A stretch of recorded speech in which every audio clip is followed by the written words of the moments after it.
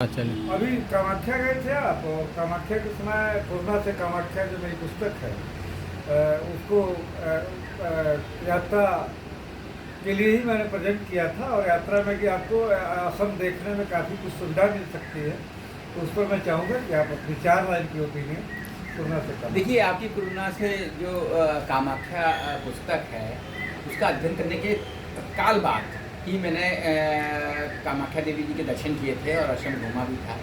असम, शिलांग और चेरापूंजी में घूम के आया हूँ।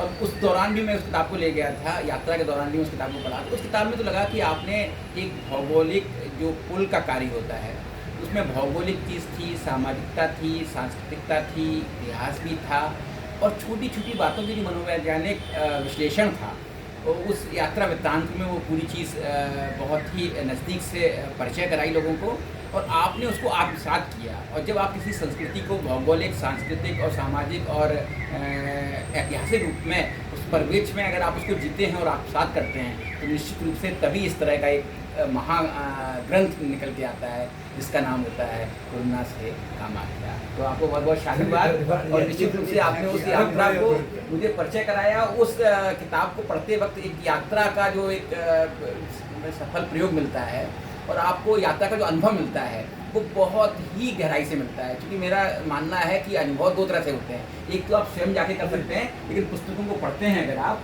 तो आपके जो अनुभव होते हैं वो पाठक के अनुभव भी हो जाते हैं। और अगर आप पुस्तकें पढ़ते रहते हैं तो आपका अनुभव बहुत विस्तार लेता रहता है और कम समय में आप ज़्यादा से ज़्यादा अनुभव करने लगते हैं। धन्यवाद।